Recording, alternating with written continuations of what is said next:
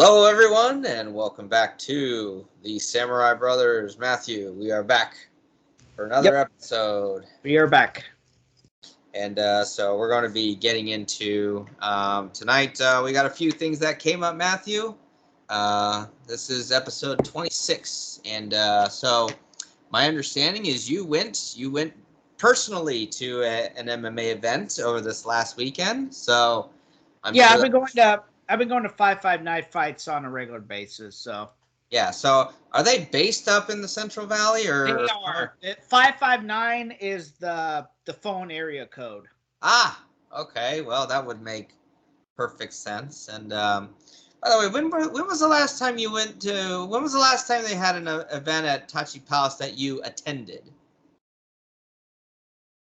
My timing has been such that they've never had a MMA event at Tachi Palace since any time that I've been up here. And my understanding is they probably are not. Oh, okay. All right. Well, so basically, so Matthew, we'll start off with that today. We've also got a few other things to cover, and just some scheduling for 3C2A wrestling is finally in motion. There's been a couple of tournaments that I've seen happen, and then also the Akibasho, the September tournament of Ozumo has finished, and it ended up being quite a surprise on the winner and such, so we'll get into a little bit of details. And then we didn't record last week, so we let two chapters of One Piece pile up, and there was quite a lot going on there, so we're going to make sure to cover that because there was some big revelations on some of those, like, just mind-blowing. I think Oda really knows how to make things interesting. So Matthew, let's get right into it. 559 fights that happened this last Saturday, so take us right through it.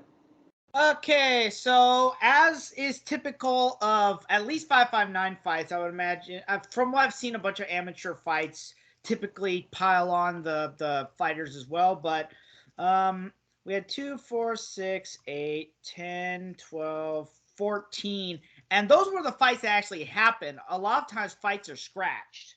There were scheduled to be like 15 or 16 fights, and there were still 14 that happened. So a lot of these fighters are either have 1 or 2 fights on their record. They're trying to figure out if they really want to do this. But the main event for the 559 fights flyweight title, Lazarus Maldonado, known as Laz, defeated George Burgos. He had TKO at 229 in the first round. This is a rematch. Laz, because the last fight was a no contest because Laz misjudged it and he hit Burgos when he was still a downed opponent. It was a head kick. So it was accidental. The judge called it a no contest. Okay. But yeah, so I'm gonna write a article about this, but I think he's ready for the next level. Like when I interviewed him for MMA Freak, and he said that he wasn't sure he wanted to do this, but I think he has what it takes. I really, it's like from what I'm seeing, it's he's a young kid. He's like 20 or in his early 20s. So, and he's I seriously think he should consider the next level because he's. So how many fights has he had so far? He's had 6 amateur fights. This was his 7th. So he's, I believe, 6-1, and it's 1 loss he avenged. So he's going upward. I think he should consider giving the pros a shot. Okay. So that was interesting then. So that means that he's the current title holder of the in that weight class. He's the 559 fights and Camo flyweight title. Camo is the California Amateur Mixed Martial Arts Organization. Interesting. So he holds that in 2 amateur. So he holds the title in 2 amateur organizations. Camo is the governing body. It would be the equivalent if the California State Athletic Commission had an MMA title. Okay. Interesting. Like, the best equivalent I could say is like the New York State Athletic Commission used to have a boxing championship. So, but I think that eventually was morphed into one of the boxing organizations. The lineage of that title. But yeah, so yeah, this would be equivalent if the athletic commission had a championship. Oh, good. So what was the next fight that really caught your attention? So this was women's welterweight. Isn't that kind of on the bigger side? Women's 170 pounds, and these are not big women. You know, they're my height, and they're not like rotund, I'll just say. They're not overweight. So I'm kind of like surprised, like, gee whiz, it's like, are these women packing in like muscle that I'm not seeing under there? Maybe. So that's the only thing I can think of. So Julia Alonso, who I believe was 1-1, and then Debbie Svong, who was 1-0. I think this was for the Camo title. Interesting. Okay. But yeah, she knocked her out, and well, who knocked who out? Julia Alonso knocked out Debbie Svong. Okay. And so how successful has Alonso been? Well, this makes her 2-1. 2-1, okay. And that was for the title fight? Yeah, I would imagine that being women's welterweights, there aren't a whole lot of opportunities. I saw one of her fights, but yeah, I would imagine that there aren't a whole lot of opportunities for women that big. I'm really surprised that Camo sanctioned a title. For that weight class? For that weight class. Yeah. Yeah, that, you know, maybe these girls will be recruited to PFL next year. Maybe. That's interesting. Okay.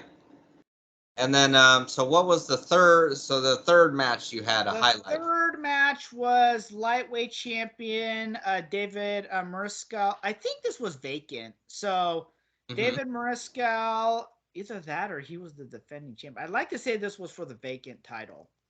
But he beat Enrique Carino at 1 second. He took him down, got the mount, and 1 second of what? The first period, second period? No, 1 minute. Oh, 1 minute. Oh, Took him down, mounted him, four down to punches. Wasn't that much of a fight then? Well, yeah, no, he's I've watched him in several. Some of these guys are repeat guys. The headliners, they're repeat guys. So they just went in and. I should note that there were grappling events interspersed because a lot of times 559 will throw in some I guess you would call it no-gi jiu-jitsu or grappling. Yes. So but it was very interesting because normally they do adults, but these were kids. Oh, really? And most of them were in gis. So one thing I've been told, because you know, if you remember Alan, you know, my teammate, my friend, you know, because we coached together, and you know, he had gotten way over, I don't know, something like 220 pounds, I think, or something like that. What did he wrestle at? Well, when he wrestled at Fullerton, I think he was probably wrestling like 50s or 60s, I think, at that time. But, you know, so he let himself kind of get a little bit, you know, around and stuff like that. And then, We've all gotten out of shape. yeah, very The true. only guy who hasn't gotten out of shape is Vince Silva. Yeah, he manages to stay in shape. Boy, man, I do not know. yeah, even he's had to get some corrective surgeries and stuff like that too. So Silva? just yeah, he had to because he's kind of a tall guy, so sometimes like his knees or his hips are kind of you know might trouble him. So, but man, he's walking around and everything. What was his injury too? What was his injury? When I don't remember at the NCAA's, I'd have to ask. I think it had something to do with his shoulder or his collarbone. I think that's what I had heard, but I don't know that for certain. I think it had something to do with that. Um. Anyway, so but yeah, he had some treatment a little while ago, but man, he's all walking around and stuff again. So, just the man is amazing, and how he's able to do stuff like that. I'm just always amazed at that. But where were we going with this? About was it about? Oh yeah, Alan. So he was doing some BJJ, recently, and he's down to like I think 180 or 190, I think. So he lost a lot of weight. So that's why like I had talked to you on when I was talking to you on when I was texting you, and I was like, maybe I should go do one of these things, but just gotta find the right area, find the right gym, and then. Well, it's a lot. The way that BJJ is versus the way wrestling is you have to be a little bit willing to be a little bit more aggressive. Right. BJJ, you can afford to be defensive and you could still win a match because BJJ, to my knowledge, BJJ matches are not timed. Right. So they literally go until someone wins. Oh. Yeah, you can probably expend a lot of. I might be wrong, but that's my understanding of the sport. Well, which may or may not be a time limit. Yeah, which is why the early UFCs were structured the way they were, because they were tailored specifically for the Gracies, because they were trying to prove that BJJ was was superior. Well, they did prove it for a relatively long time until you had the cross-train fighters. Right. Who realized, oh, if I cross-train in multiple disciplines, I can beat these guys. Yep, that's Which true. eventually happened, unfortunately. It's just, So anyway, were there any other like major, like I don't know, finishes or something that stood out to you for any of the other fights? There were several finishes. Before we move on, I'm gonna mention the two other major wins. Javier Torres, also at flyweight. He made his way through a decision. He's a regular at 559. And then Johnny Maldonado, bantamweight, also regular. He made his way through a decision. So impressive armbar by Roman Gillen in the first round.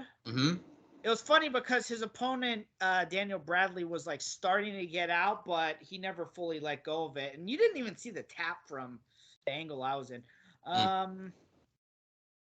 Jose Estrada, I think that was the one where they had to call the ref or the paramedics in. So that was Enriching Hooligan taking out Christian De La Cruz. So yeah, we had some interesting fights. There were some like just drag out decisions, and then there were some better fights there. But you enjoyed yourself, right? Yeah, I enjoyed myself. Also, what was unique is that during the summer 559 fights hosts events at the Rawhide Stadium, which is home to the Visalia Rawhide, which is actually an minor league baseball team. Mm. So what they did was they had the cage down at home plate. The VIP area, which is where I was basically along the baselines, and then everyone else was around the in the stands around the home plate area. Okay. Well, good. Of note, an interesting thing that happened at the fight, a drone started flying overhead, and we think it was probably someone nearby trying to get a look at it, which the security made it as difficult as possible trying to throw things at it. Yeah. Yeah. That's you're not gonna watch any you're not gonna watch any free fights here. Yeah. So they were just tossing mainly shoes. Mm. But they never got to it. It was it was like a pretty good quality drone too. The thing went up like 50, 60 feet above the air. Could barely see the thing. But yeah, that was that was 559 fights. All right. Well, good to know that you got to see some good fights and stuff. And yes, I'm gonna be definitely interested to see how that interview turns out for sure. It's on the MMA. Oh, it's on. Okay, all right. But yeah, maybe you can try to set up with some more interviews with some of these guys, and we can maybe get some clippings up on our. I tried to work out another interview with my contact, but it the timing didn't quite work out. So all right. Well, good. So we'll conclude that then for 559 fights, and so that was some pretty good insight, Matthew. So let's move on to our next topic for tonight, and that was the Akibasho of Sumo, and the September tournament. And so I'm sure, Matthew, you heard about some of the stuff going on, and Dad made sure he was up to date on it. So one of the things this was one of those bashos where there were a lot of losing records in Makuuchi. Yeah, a lot of people that were just underperforming, and obviously one of the highlights that ended up happening was Yokozuna Terunofuji having to pull out, because of his injury. And I looked at the report of the injury when they released, why he was withdrawing and then the treatment and stuff, and he actually has a dislocated knee, and it was going to require surgery and stuff. So, and this is something we've known for a while. I mean, everybody in the sumo world knows that Terunofuji has a shelf life. Yeah, he's fighting on borrowed time, and he's, and I've made mention of this before, that he did his time. He made this spectacular comeback, to rise from from behind the curtain down to, as low as he could have been in his sumo career, to come back and make Yokozuna. And then he's put, Yusho, championships together after he made the rank of Yokozuna. So, he's just kind of, he was trying to do his duty as the sole Yokozuna in sumo, but it's, sometimes your body can only take you so far. Yeah, I think he may need to just consider calling it a career. Possibly, yes. I think like they awarded him as Yokozuna. He won some basho as Yokozuna, but as you said, he's done on borrowed time. He can only do so much for the sumo. Well, the sumo association, the community, the stuff like that. He can only do so much because he's got a shelf life. He had these injuries. He's probably going to have no cartilage, in his 50s, 60s, something like that. So, he's got. I don't know if he has knee replacement surgery, but if he hasn't, he will need it. Yeah. One thing I have to One thing I do have to point out, though, what he may be trying to do, because, you know, he has applied for and he has gotten Japanese citizenship, which means he intends on staying in the Kyokai, you know, as a Oyakata. But in order to do that, he's going to have to secure a kabu or stock, you know, an elder stock in order to be able to do that. And right now, stock is a little bit, you know, scarce as far as actually securing a stock. So maybe he might be trying to, you know, bide his time on that. Maybe trying to negotiate, you know, with the Kyokai. I mean, there's always that possibility. I mean, you know, you've got a lot of wrestlers that are trying to, you know, they end up wrestling probably longer than they should be. Like some of these guys, you know, they fall down to, you know, Makushita and stuff, you know, longer than they normally would have. And so, you know, that's a possibility that that may be the thing that he's waiting on. So, but I mean, you know, only time will tell and only Teru no Fuji will know. And I guess it just depends on how things are going with available, you know, Kabu in the Kyokai. I think that's what it comes down to. Um, Well, like Hakuho didn't need to go as long as he did because he already had the you know everything, right? he went probably maybe a year or two longer than he should have, but you know, I mean, The timing coincided with his Oyakata. yeah, I'm wondering if that's maybe what did happen because, you know, he was only retired for a year and then he and his Oyakata switched places because the original Miyagi no Oyakata turned 65 a few months back, and that's where they switched, you know, the Kabu. So now Hakuho is the Miyagi no Oyakata. And, you know, maybe for some wrestlers, you know, there's other ways that they can help with sumo. So, like, one of the things, for instance, you know, before we go back into the main topic of the Akibasho, you've got one of Hakuho's, you know, fellow former stablemates. You know, now he's his deshi, but there's a wrestler called Ishiura, and Ishiura, um, you know, actually his dad is like he's the I don't know if he's the principal or the vice principal, and he's the sumo coach at this powerhouse sumo high school. So there's people theorizing about this on Sumo Forum, you know, which is always why that's a little fun to. But Ishiura is kind of in his twilight, the twilight of his career now, because he's gotten injured and he's sat out the last two basho, and now he's dropped down to Makushita from Makuuchi. So the theory is that maybe Ishiura might be getting, you know, he doesn't have enough he doesn't have enough qualifications for staying in the Kyokai.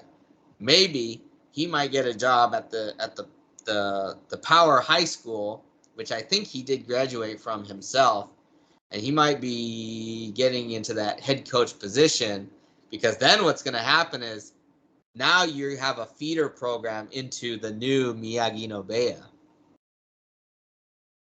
And that could be very, you know, that could be quite something for Hakuho going into the next, you know, couple of decades. Yeah, because they start recruiting those guys out of high school, right? Oh, they start recruiting them out of middle school. Some of them they start recruiting out of elementary school. Yeah, but you can't get them into a Beya until No, they have to graduate middle school. Yeah. But yeah, if you once you develop a pipeline and stuff like that, so if you know, a lot more wrestlers are starting to graduate high school now. But yeah, if you've got a pipeline like that, man, you're pretty set, and you're pretty you could be having a dominant you know, a dominant Heya in the future. Hakuho, you know, he's you know, it's taking a little time, but a lot of his recruits, they're starting to come up, and they're starting to come up really strong is the thing. So Now I forgot. In order to avoid the one foreigner rule, how much school does someone have to do? Yeah. Okay. So apparently, this is how it's working. The one foreigner is this person is coming directly from overseas. So like what Konishiki, Akebono, Matashimaru did. Yeah.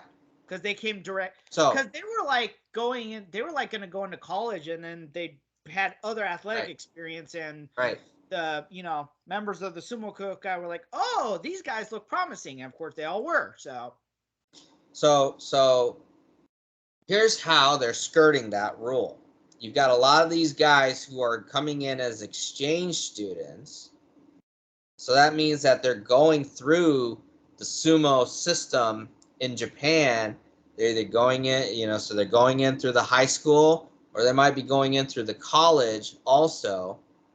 And that way they're and then some of them, they've stayed in Japan long enough, like they might have come over when they were in elementary school, and they stayed long enough where they can get a green card or a permanent residence card in Japan. The Japanese equivalent of a green card. Right. So if they've got that, then that means that they are actually living in Japan. So then, the Heya or whoever's trying to recruit the foreigner doesn't have to worry about the whole visa thing. So that's how they're that's the loophole, and a lot of them. Really, that's a ridiculous rule. The one foreigner per Heya rule. Well, yeah, because the Japan Baseball League also has that rule. Like they have, I think it's three per team. Yeah, but so basically, so as long as your place of origin doesn't necessarily have to be your place of birth, it's your place of origin according to the Kyokai. That's what they consider to be whether you're considered as a foreigner or not.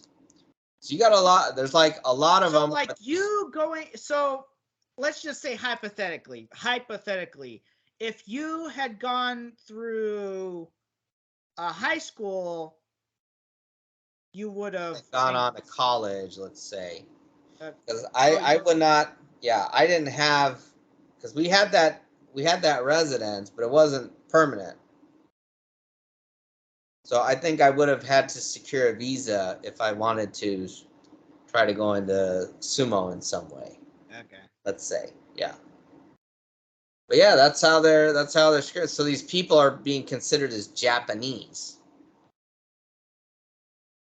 Yeah, it's really interesting. So the second point I wanted to bring up, we had quite a we went off topic there as far as the basho is concerned, but the underwhelming performance of the Ozeki. Now you had Taka Keisho, who kind of seemed rocky at the start, but he had a 10-5 finish, which is that's deemed respectable for a Ozeki. But then you had Shodai, who just came off of a kadoban, meaning he was in danger of losing his rank. In July, he managed to achieve the majority of wins, or kachikoshi, which got him off. It got him off of kadoban, and then you had Mitakeumi, who was kadoban in the previous basho, but he got saved because he was forced to withdraw from the tournament due to a COVID infection. So the Kyokai. Hey, I saw that wasn't much of an issue this basho. Yeah, yeah. Somehow it turned out not to be much of an issue this basho. So Mitakeumi, because considering he was on his way to dropping last basho, but he got saved. So Kyokai gave him another chance. Both Ozeki turned out a 4-11 record, just abysmal. I mean, it's like, well, why even going the whole way through is my thought. But so now we're in another conundrum. The Kyokai is kind of in a bind here because You got one Ozeki that's falling from the rank. He's going to be Sekiwake next Basho. Now, if he gets 10 wins, Your sole Yokozuna is out with an injury. More than likely, he will probably sit the Basho out. You got Takakeisho, who's if he's got doing okay. If he's got a dislocated knee, he's probably out until like not just next year, well into next year. He's probably gonna miss the. Is there a January Basho? Yes, there's a January Basho. He's probably gonna miss that. So knee dislocations and surgery, he's probably gonna miss that. So Takakeisho is okay. He's not dominant. If he was injury free, he could probably be a Yokozuna.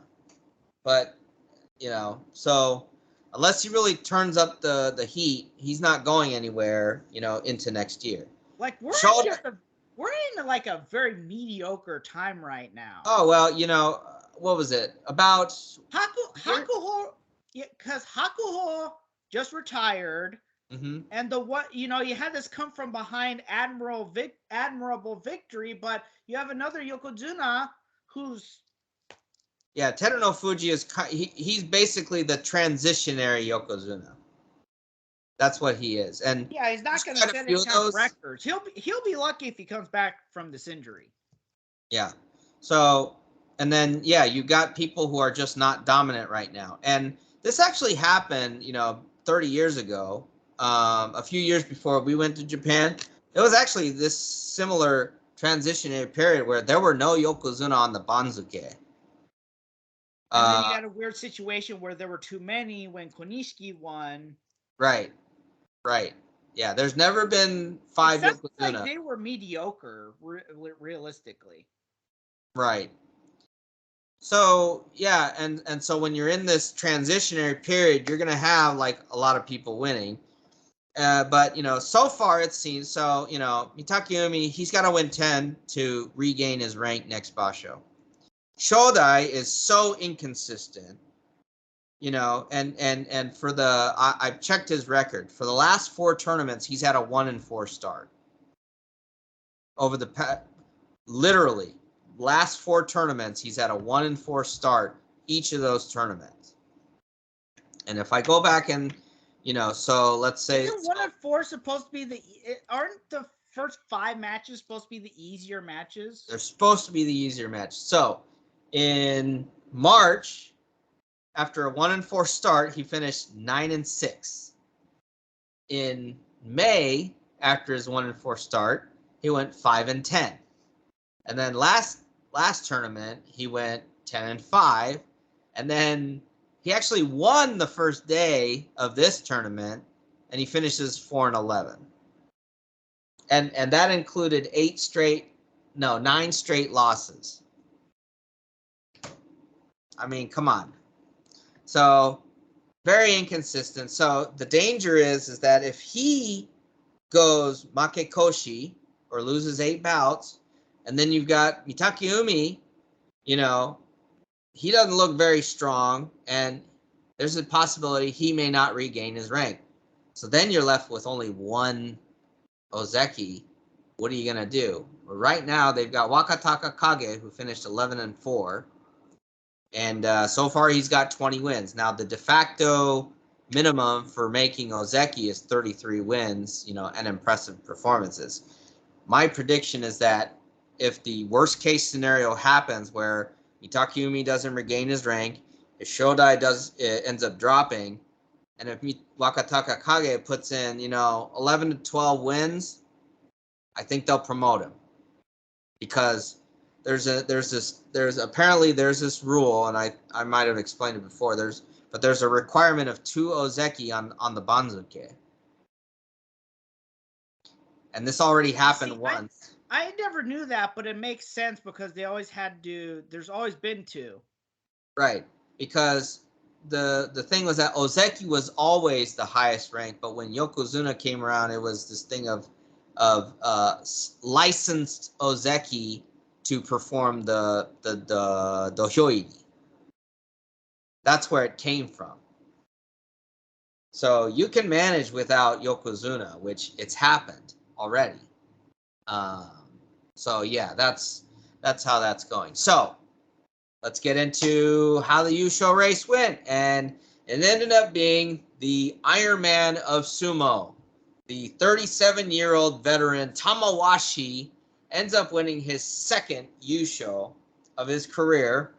And it now sets the record for oldest Yusho winner in the modern era. And all time, he's second to Yokozuna Tachiyama, who won it at the age of 38. And what era? That would have been in the Taisho era. Oh, wow. So we're talking 100 years ago now.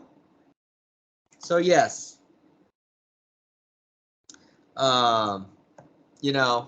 So it's quite something of that. So, Like and Hakuho was what, 34 when he retired? he was 36 when he retired.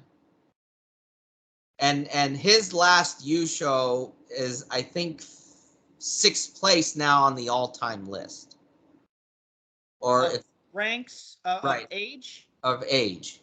So yeah. So I would put this into 2 categories. You've got the all-time list, and then you've got the modern era list, which is, they consider the modern era to be during the Showa era. And well, because the Showa era started in what, the 20s? The Showa era, yes, it started in the 20s. And even back then, the Showa era, they did not, it wasn't until 1957, I think, 57 or 58, that they started having 6 tournaments a year. So then you've got, how many tournaments did they have a year before then? So normally it was only 2 tournaments. And then it started increasing, I think, as they got into the Showa era, because it got up to, I think, 3 tournaments pre-World War II. And I think after it increased to 4, and then eventually got to 5, and then 6. So the concept, a lot of the modern concepts and tournaments are really new because of the fact that the tournaments increased within a short span of each other. So the modern, the 6 tournament format is pretty new. Yeah, it's newer compared to a lot of the other things that happened. But I think when they went to 15 days, I think 15 days is also considered the modern era, because it wasn't 15 days, before. What did they used to do? It used to be like 10 days during the Edo period. And I think it kind of, ranged on that.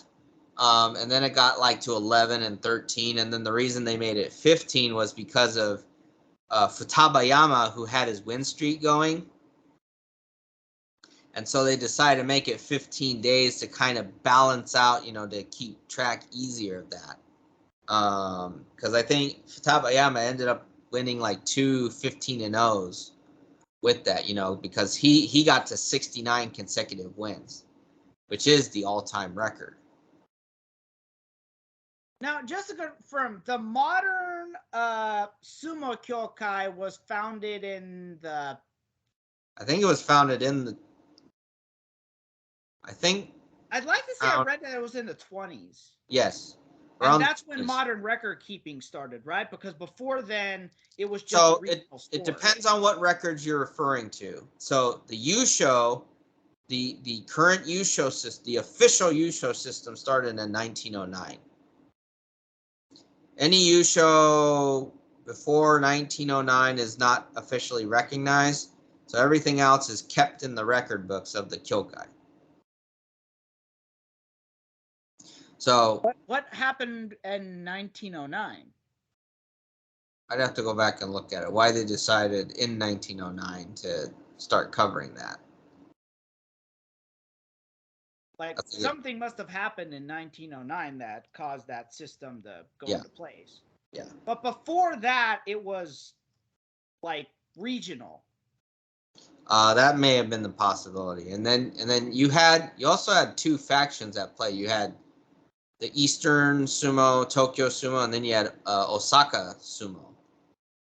And then I think they were split, and then I think in the 30s or 40s they actually merged. So some of the records are absorbed by the current Kyokai for Osaka Sumo. It's kind of like how, you know, I think it was in the 30s it was merged. Yeah. Kind of like how you have, you know, the NFL, MLB, NBA kind of recognizing some of the statistics from the leagues that they merged with. I think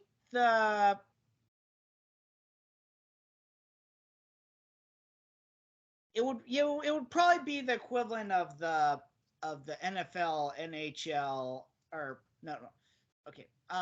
NFL, AFL merger, and then the merger that created the MLB.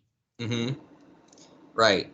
Because what happened was the AFL and the NFL merged under the NFL banner, and then they became Right. the two conferences. Right, the two conferences. Whereas the MLB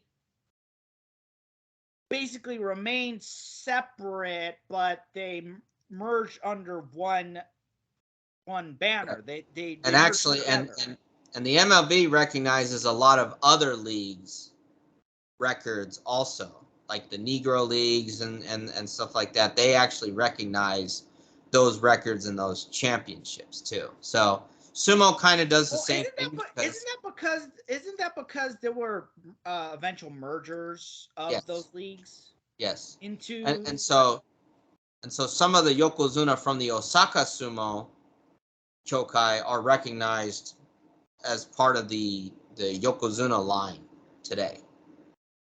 Right, because the wasn't it a bunch of mergers that created the two associations? Possibly, yes. Because that's so okay. But anyway, Tamawashi, you know, and actually it was a pretty dominant performance. He was pretty dominant, Tamawashi. 13-2 record, so that's nothing to laugh at. And yeah, but he's what rank is he? He was an M3 this basho, but I don't. Has he hit Komosubi or Sekiwake? Oh, he's been Sekiwake. In fact, his first Yusho, he won as a Sekiwake. I don't, being 38, I doubt he's gonna get any higher. No, he probably won't make he won't make Ozeki, but you know he's been very consistent. And aside from the COVID withdrawal that we talked about, you know, last time, he's never missed a match. And you know, thankfully, the Kyokai preserved his consecutive bout streak. Yeah. So, but congratulations to Tamawashi, you know, hard fought battle. Also, a little bit of trivia. His only two losses were to Wakataka Kage and Wakamoto Haru, also known as the Onami brothers. So, you know, the only pair of brothers that I can think of that would have defeated a Yusho winner last time would have been Takanohana and Wakanohana. Yeah, I read that I read that the two criteria for any division people not facing each other bar playoff is same heya or blood relations, which I imagine would probably be, like first generation cousins at the most. Yeah, I don't know that I've heard of any cases of cousins being in there. It's always siblings. Right, it's always siblings. You always see siblings. So yeah. And there's been instances where siblings may join different heias, but they never match them against each other in a regular tournament. Well, let's see. The Hanada brothers were in the same heia, Yes. right? Yes. And they actually did have one playoff against each other. Yeah, but normally the rivalry of that era was Takanohana versus Akebono. Yep. So anyway, it'll be interesting to see how the November Basho goes. I mean, there's going to be a lot of storylines, a lot of drama. You know, it'll be interesting, I'll have to say. Oh, so some developments with the and again, I wish that I could say that I've put in an online presence, but I haven't so far. So developments with the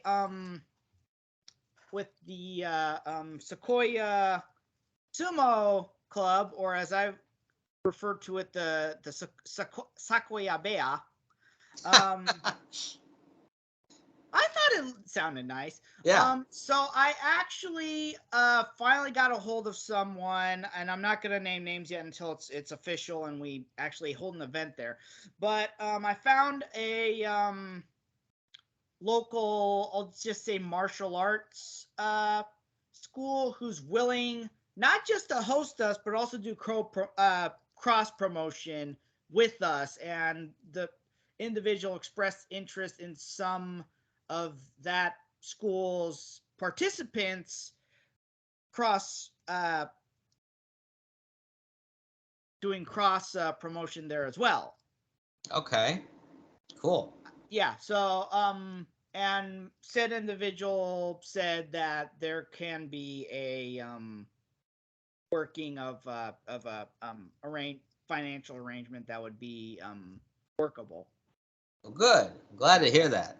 Yeah. So yeah, it's yeah, I'm looking yeah, I'm glad that, and I from the feeling I get from this person is that said person just wants to help um just martial arts develop in the Central Valley, because there's only so much martial arts, especially in the more area. Whereas most other people that I've been in contact with about possibly doing it, they seem to want to stay in their own lane, and any kind of deviation into their own lane seems to threaten them for some reason. Or another way of putting it is that they're alphas and don't like the idea of another alpha going into their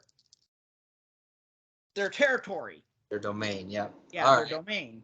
But yeah, so I'm glad to see when it that gets a things are little bit more working out. official, well, I'm going to create a minimum of Facebook page. I think Facebook and Instagram can be linked. Yeah, you So can link up. yeah, so I would create a linked profile, and then Good. the locations would be announced on the Sequoia Sumo Club page. All right. Good to know. I've got it up and running. Good to know. Yeah, I can't wait to see the updates because it'll come a time where we will face each other. Yes, most likely in the U.S. Sumo Open, unless I keep looking at the U.S. Sumo Federation page and can't find any references to where nationals are going to be next year. You're talking about the national championships to go to the world championships, right? Yeah. So yeah, I know last time they were the earlier this Utah, year they were in Utah, but yeah, I'm trying to find out from Andrew Freund what it is. But is he the yeah, he's a trustee on the U.S. Sumo Federation. So well, it's like there's only so many places it could be. I'd imagine that they rotate it between Utah, Houston, and here based off of. Well, those are the major sumo hubs here in the U.S., right? well, California, and then I don't know where else. Dallas is, or not Dallas, Texas in general has. It's big in Hawaii, but going. Yeah, no one. I think. Well, you know what? I think maybe one or two people from Hawaii. I was looking sumo up. There's Wampakuzumo in Hawaii, so it's big enough out there to where, they have the little league of sumo. Yeah. So there's got, I don't know if it, from the sound of the U.S. Open, there weren't anyone from Hawaii, but there's got to be people in Hawaii. Yeah. All right. Well, good to know, Matthew. But when was the last time you heard of an national competition in Hawaii? There just aren't there. No. Because it's easier to go for transportation on the mainland than it is to go out to. It's like, I'm sorry, Hawaii, but you're kind of screwed geographically. All right, Matthew. Let's get into One Piece. One Piece. Chapter 1060. So we'll try to speed through these because you and I have a lot to do after this. So let's 1060. So the news is out. The Straw Hats have found out. It says that Sabo has killed Nefertari Cobra and kidnapped Nefertari Vivi, and Luffy is in a great state of shock because of this. So Matthew, your thoughts on what is going through Luffy's mind and everyone else's mind right now? Well, I'm glad that Zoro was able to rein him in and be like, "What did you say about Ace?" Mm-hmm. Now I know that some people, I noticed some people were pointing out how it's like, well, okay, yeah, Luffy let Ace do as he wanted, and then he ended up captured by Blackbeard, and ultimately ended up, when saving Luffy, paid for with his life. So there was some people pointing that out, but yes, Zoro being the what is that, the thought He's of the de reason. facto first mate. He's the de Yes, facto first mate. No matter, it's like regardless of what his role is, the first mate role, right. or at least, or it's more of like the XO. So Luffy First wanted mate, to go. It's on a non-military ship. It's the first mate. Yeah. He is the first mate So by default. It's like you could say it's like you could say whatever. He is the first mate by default. So Luffy's making these unreasonable, orders of wanting to go to Morijawa or back to Alabasta, and so it's not really anything that they can do right now. But they're gonna see how things are going, and let me see here. I think, what else are we seeing because of this? So obviously Luffy is gonna believe in Sabo. That's without a doubt. I mean, everyone's gonna believe in Sabo. If they're on his side. And as it should be. And then Luffy, everyone who knows his character knows that he wouldn't do something like that. right? And are we gonna skip ahead to his call with the Well, revolutionaries? well, I want to first say that. So then Luffy decides that he tells now. It seems to me that I never had seen what specifically that Luffy had told Ace and Sabo, and then he even told this to Shanks. But apparently he has a dream, and he starts talking about the dream, and then it kind of drifts off.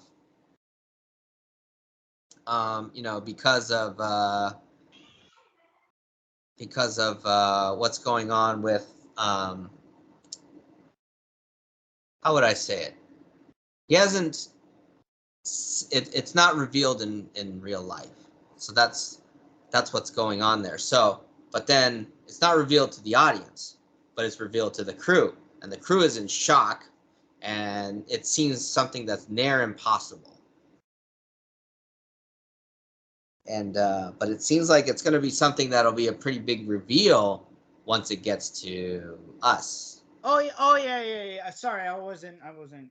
Yeah, his dream, which he made clear, is not just to be king of the pirates. It's what shocked Sabo and Ace.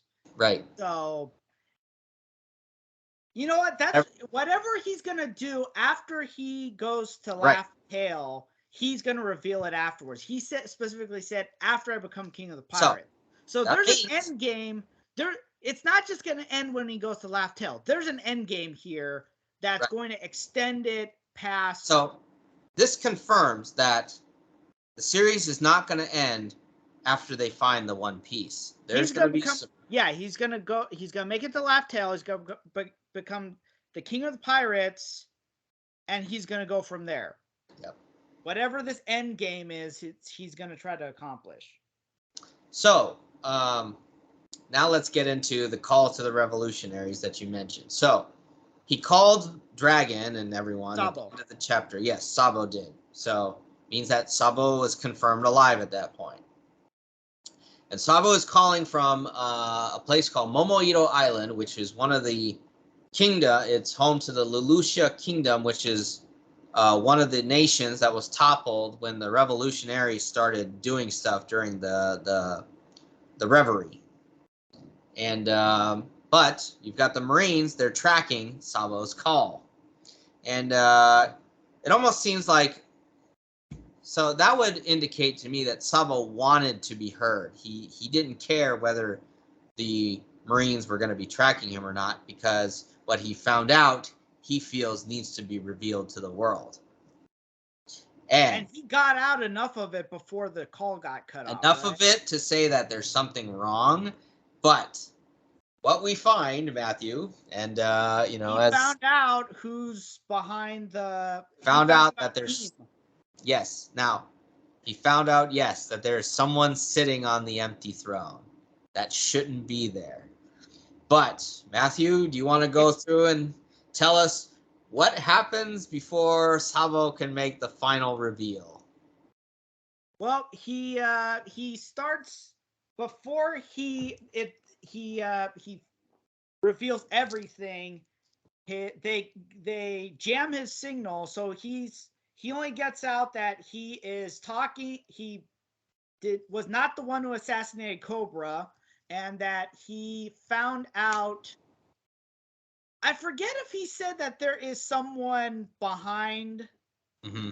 Did he say someone? That before? He was saying that someone, the throne was not empty, is what he said specifically. And is that where it got cut off? That's where he gets cut off, and which at that point most Marines don't know this. Mm-hmm. They're 99%. Actually, probably all the Marines don't know this. Yes. Because as far as what's it's called, as far as Sakazuki knows, the head of the government is the Gorose. Yes. So he doesn't know this. He doesn't know this. So any Marine who heard that now knows something that they shouldn't. Right. Because the Gorose, the fact of the matter is all the inbred revolutionary world nobles probably don't know Im exists. Yeah. The way that it was described, there might be one person who knows about Im that I know of, and that's probably Doflamingo. Yes, so we'll get into that. We'll get into that, Matthew, but I need you to reveal what happens at the end. It gets cut off. I forget what was Sabo saying after it got cut off. I don't know. I don't remember specifically, but somehow the Gorose say something to the Marines who are listening, and their message was that whatever you heard, you can forget what you heard because of something. And so, Matthew, what happens? It was the Gorose who were saying that? Yeah. Well, they said, what's it called? Island never existed anyways. Mm-hmm. And we just see this giant flash of light go boom and just literally wiped the island off the face of the earth. It has basically been erased from history, is what happens. Yes, the island never existed to begin with, is what they end up saying. So this is a big revelation. Well, and the way that Oda frames it, it looks like Im was the one who instituted that attack. So, I doubt this is a devil fruit.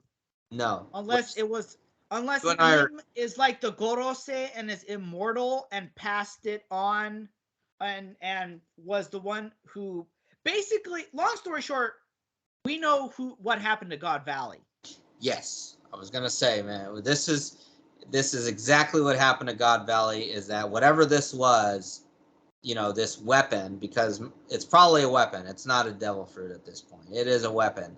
And you and I are running along the same theory, which is this is probably Uranus. Yeah, this is probably, yes, the world government has control of Uranus. Right. And it's able to literally wipe it. It's got like the Buster Call. This makes Buster Call is nothing. This makes the Buster Call look like a mosquito bite in comparison. Because the Buster Call will basically reduce an island to rubble. Right. But there's still something there. This destroys it completely. Like, a nuke can't even do this. Yeah. A nuke would flatten an island, but there's still something there. So we know what happened to God Valley. Yeah. And more than likely, we don't know for sure, but it's not 100% confirmed. But you and I are both standing on the same theory that this was. This is 90% sure what probably happened to God Valley. An interesting theory I saw. I don't know if it was from Grand Line Review or King of Lightning, but there's a theory that is NL somehow connected to Eam. And we don't know that for. I don't know, because NL's power is a lot more slow moving. Right. So hard to, but maybe they're connected in some way, but I don't know. It's kind of, because NL went to the moon. Well, let's look at it this way. These are similar attacks. Yes, that's why they're saying. I'm making a prediction. Eam is going to try this attack again. Oh, I don't doubt it. And we know what happened when NL, with enough, attempted an attack like that, and yeah, because he was able to do the same thing. In fact, he ended up destroying his own home country. He destroyed his own home country. He destroyed Skypiea, and he was gonna try to destroy what was the island that got lifted up? Oh gosh, man, it's been so long since we've been on this. I know what you're talking about. He was gonna try to destroy that island, but one person prevented him, and that is the owner of the Nika fruit. Yeah. AKA Luffy. And that was pre-awakening. Yeah. Now Luffy's awakened, and the only thing that's stopping him is his imagination. Yeah. If Luffy wants to try to deflect that, that with Future Sight, he could see that attack coming. Yes. He can, not only could he probably deflect that attack, he could probably send it back and destroy Uranus. Yeah. That's what I'm predicting is going to happen. And I don't know if Eam would be on that weapon, or if he would just watch it as Uranus gets destroyed. That's my prediction. Yeah. Eam is going to try to destroy, try some attack where Luffy is either in the line of fire or near it. Luffy's going to deflect it, and it's going to go back and destroy Uranus. Yeah. That's what I'm predicting is going to happen. So, just to kind of close out this chapter before we get into 61. I do want to talk about this one thing. The fact that what's his name? In theory, the Gorosei have the power to essentially pull Big Brother and say, "Oh, this never existed." But the fact that God Valley most likely got this treatment, and what's his name is Sengoku talked about it, 2 other Marines, means that it's probably not absolute. Well, here's what I think, because it's not like, I think word of this is going to get back to Sakazuki, because weren't the Marines hearing about Sword members? Possibly. Well, the thing with Sword is that Sword may not be under Sakazuki's control. Well, we know about that. We know that's not under his control? Well, no, we've theorized about that. Remember? Oh yeah, we did. Yeah. So let me get into this really quick. So Straw Hats come across. So on their journey, they come across what appears to be a winter island. it's got very strong winds and a lot of big waves and stuff. And then Zoro gets to demonstrate his newfound talent, and he splits away with his sword.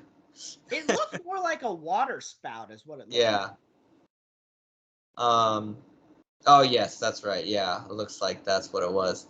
And then we see Jewelry Bonnie revealed at the end. Somehow she ends up flying towards the ship, and her new bounty is updated to 320 million, which is almost twice of what she was pre-time skip. So crazy chapter. I think obviously the major, really just way out there thing was just the erasure of the Lelouch kingdom. You know, an interesting thing that Grand Line Review pointed out was that everyone else in Lelouch Kingdom, they were looking, the angle was looking up, but from the looks of it, Sabo is not looking directly up. He's looking horizontal, which indicates he may not. The call may have been coming from nearby Lelouch, but he may not have been on the island. I know this is like a fake out. This might be a fake out death, but the way that they are hinting it, it looks, the way that it's, what's that? Oda put hints in there that Sabo may not have been on. Well, I mean, nothing's at this point. Nothing's confirmed as of yet. That is a fact. The only thing that's confirmed is that island no longer exists. But what became of the inhabitants? Now, again, it's One Piece. Death is kind of interchangeable, obviously. But yeah, in this case with Sabo, death, unless it's explicitly stated, is not absolute. Yep. So, Matthew, let's get into chapter 1061 really quick. So, Luffy is able to get Bonnie out of the water, and she says, water himself. Right, she says she was being chased by a huge underwater sea monster, and now we see this huge mouth trying to eat the Thousand Sunny. It reminded me of the movie Meg, which is about the megalodon. So, and then there's a lot of chasing, being chased by this sea monster, which actually turns out to be a giant shark, but it also has a lot of it's mechanized. Mechanized parts on it. You get 3 Devil Fruit users, Luffy, Chopper, and Bonnie. They fall into the sea. Jinbei jumps into the sea to rescue them, so which is the natural thing to do, because he's got good swimming. Yeah, he's a fisherman. But this shark seems to be a challenge for the Thousand Sunny. Don't you think? Yeah. Yeah. That's the best way to describe it. Yeah, which is interesting. And then let me see. We find out why. Right. Well, and then we see that Marine base G14, which appears to be at least, I don't know if it's the permanent, but at least the temporary part of the headquarters for Sword, as you were mentioning. And we find out that, so Kobe and Drake are not the only members of Sword. As it turns out, there's quite a few other people. You've got a couple of these members here of Sword, and actually I'm going to open up the Sword wiki so that I can see who is in it. So, confirmed members are Drake, who's a captain, and then you've got Rear Admiral Prince Groose, you've got Captain Kobe, you've got Commander Hibari, who's a new character.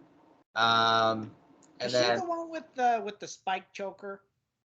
No, that was Vice Admiral Dahl, and I have no idea what her role is, but it does not have her as a member of Sword, at least. Oh, she's the commander of the G14 base. So she probably knows about Sword, but she's probably staying clear of any politics or anything. Yeah, association.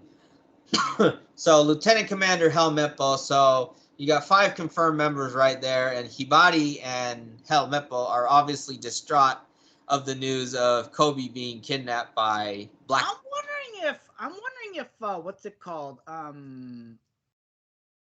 Gart might be involved with Sword at all.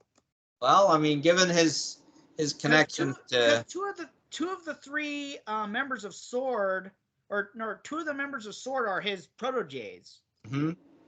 I mean, that would not be surprising. I mean, heck, man, can you imagine if he was the one who was actually? I mean, because we have this Rear Admiral Prince Groose now. Him being the leader of Sword, I don't know. That's a hard one to say. Could Gart be the leader of Sword? Hey, man, that'd be a pretty something to see that. I'm gonna be perfectly honest. I'm wondering if Sword might try to pull a coup.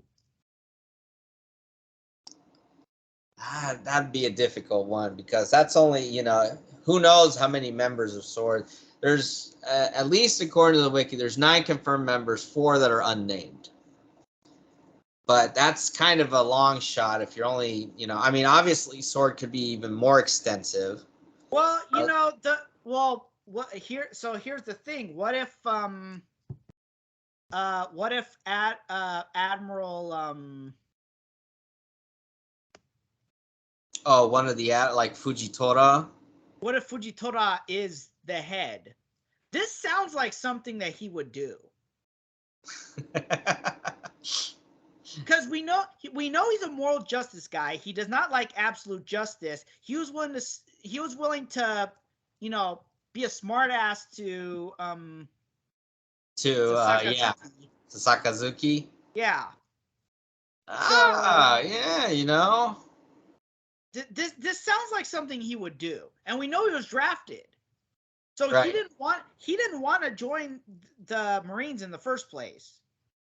So he was drafted. He's an admiral. It just sounds like something he would do. That would be it probably would not be Smoker. Smoker doesn't sound like the type of guy. Smoker. Well, I mean, even Smoker was willing to admit that he wasn't that smart. When he was talking to Kuzan. He admitted that to Kuzan. Yeah, he's willing to work within a system, but he's not smart enough to run the operation. Oh, he admitted that he wouldn't make a good admiral or he had that conversation with Kuzan. So the ceiling for him is probably where he's at right now. Right. Well, he would not be the leader of Sword, and judging on how things are going, he probably isn't involved with Sword, and probably neither is Tashigi, to be honest. Now, they might be aware of Sword. There is that possibility. Well, that's another thing, is that if you have people like them who kind of are more moral justice people and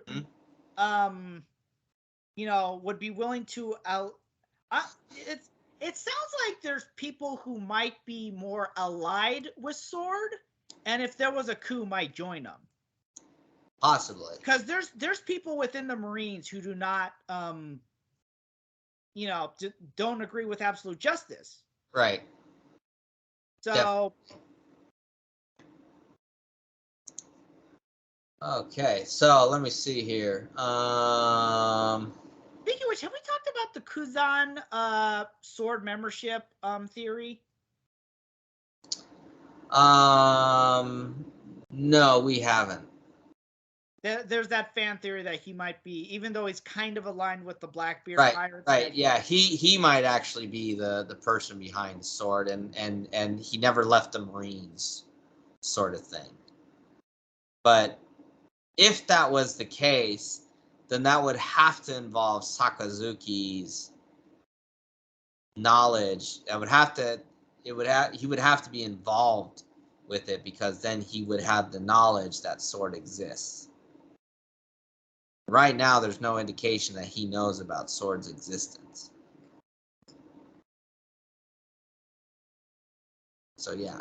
Yeah, sword just doesn't sound like something that Sakazuki would do. No, it doesn't. He's not a clandestine person. He's a upfront, full frontal assault type person. Yep. He doesn't like politics. He doesn't like, He's a boots on the ground type guy. Yeah. Okay. Well, anyway, so so they're arguing back and forth. Sword is arguing. At least Helmeppo and Hibari are arguing with Prince Groose about rescuing Kobe, which obviously they're not going to proceed with. And, they're still waiting for contact from Drake, who is probably still on Wano. He's probably trying to make his way back and maybe try to find a Den Mushi, for all we know.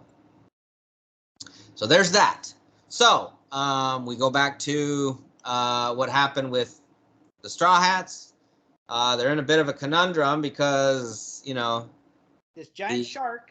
The giant shark and the Thousand Sunny is underwater, which is not good. You still have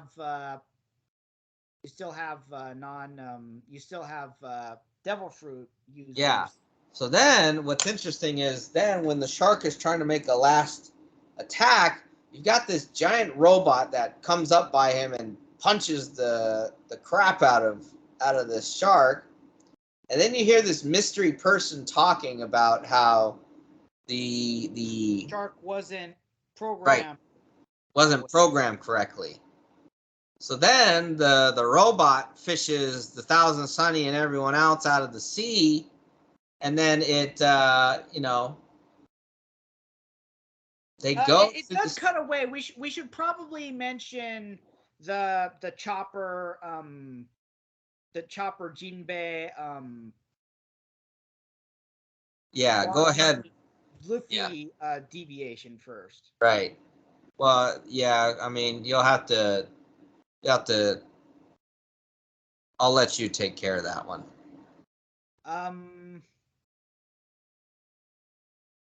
Well, I forget what all Jewelry Bonnie mentions when they are on that island. Oh, they're on Vegapunk's island. Yes, but they found that it is a Vegapunk island. Oh, that's right. Yes, she had business with Vegapunk. She was trying to talk to Vegapunk, so they came up to that point. But then, so now they're trying to figure out where to find Vegapunk. But we get the rest of the crew who was rescued by that giant robot, and then the door of the cockpit opens up, and you got this woman who steps out of the cockpit and reveals herself to be Vegapunk. And so now you got all these YouTube channels. They're like, we've been waiting 20 some odd years for this to happen, blah, blah, blah. And just, now you got all these theories going on about, okay, so is this really Vegapunk or not? And I gotta admit, it's like, wow, that's Vegapunk. And obviously that's Frankie's idol because, Frankie went during the time skip. Studying Vegapunk's technology. Right. So it's like, is it really Vegapunk? And then, obviously a lot of theories says, it might be a clone, or it might be that Vegapunk can transfer. So now we don't even know if Vegapunk is a man or a woman, because maybe Vegapunk could have been a man originally, and then somehow they transfer their consciousness into another body. So we basically don't know, and the only way we're gonna find out is when it's explained. For Vegapunk to explain herself right now.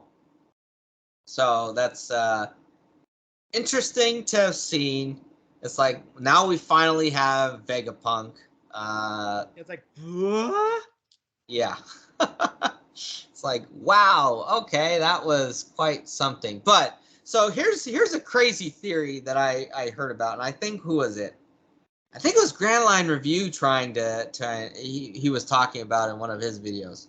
Basically, they're trying to say, because that Vegapunk looks so similar to Uta from the One Piece Red film, and they're like, so Grand Line Review is trying to say, oh, is Oda trying to canonize the One Piece Red film because Vegapunk looks so familiar to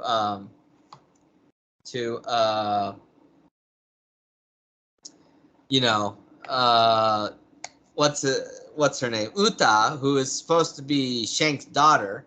Again, the movies are normally non-canon, and we have yet to see. Some movies do include canon material, but right.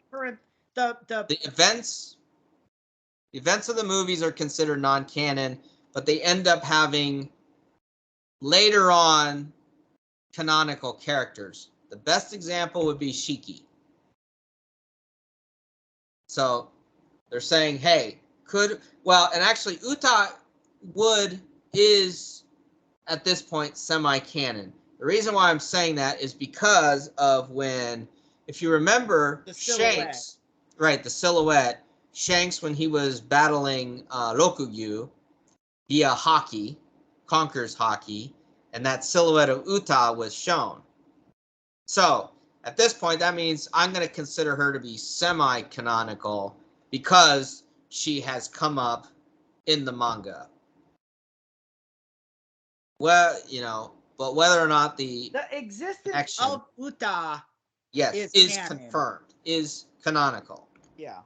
What her connections are, if she actually is the daughter of Shanks, is a whole nother story that who knows if we're actually going to get it or not. So that's where we're at. So that was the conclusion, basically, of One Piece 1061. So Matthew, I mean, 2 pretty big chapters, and it's making all the One Piece YouTubers go crazy. Just crazy. What more can I say? Yeah, it's yeah, it's just this is kind of mind blowing. It's like here we are going. It's just like, huh? Yeah. Well, all right. You are talking when you're talking about Vegapunk, you're talking about someone who created the Pacifista, which appear to, and then the Seraphim, who appear to be semi-clones. Yeah. So now that this is gonna be the weird one that's gonna come up now. It's like how did Vegapunk perfect that technology? And like, again, you're talking about a genius. Yes. I love how Vegapunk refers to itself. I'm gonna refer to it as an it at this point. I love how Vegapunk refers to itself as a humble genius. If you're referring to yourself as a genius, it's like there's no humbleness. Yeah. All right, Matthew. Well, I think we'll go ahead and close out this chapter. Now, there's going to be no new One Piece chapter next week. They are taking a 2-week break, which gives us the perfect opportunity to catch up on other stuff. Yes. So our plans for next week, I'm going to be participating in another Yama Dojo sumo practice, and then the World Championships for UWW have occurred. So we've got quite a few things to come up. How many medals did the USA win? And for those of you who want to go ahead and spoil yourselves, go right ahead. We're just going to talk about, the statistics and the implications behind, the World Championships, what we can see for the upcoming, next couple of years or, for the rest of this year, the indication of what's going to happen. So, Matthew, thank you again for your wonderful insight into everything that goes on. And Matthew, where can our viewers and listeners find us? Okay. Well, we are, in terms of like just pure social media, we are on Twitter. In terms of our videos, we are on YouTube and Rumble. Is the Audacity linked yet? Okay.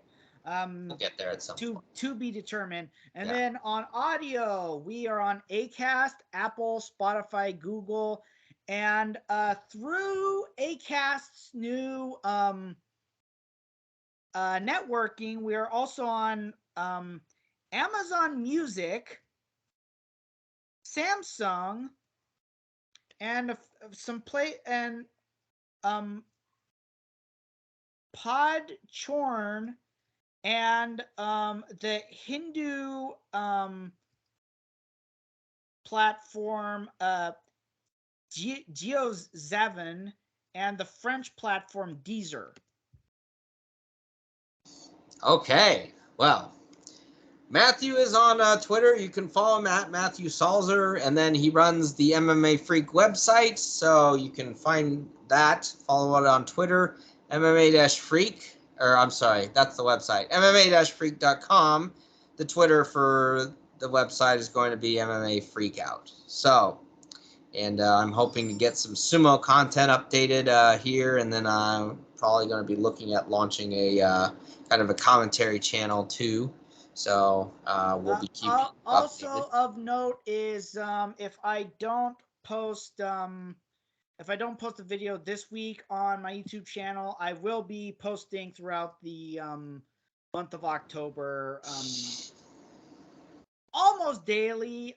It depends on how much work I'm able to get done, but basically almost daily YouTube videos. Most of them are going to be short versions of past videos, but yeah. So. All right. So with that being said, Matthew, we'll be saying goodbye for now, and to our audience, hope that you have a wonderful day and take care.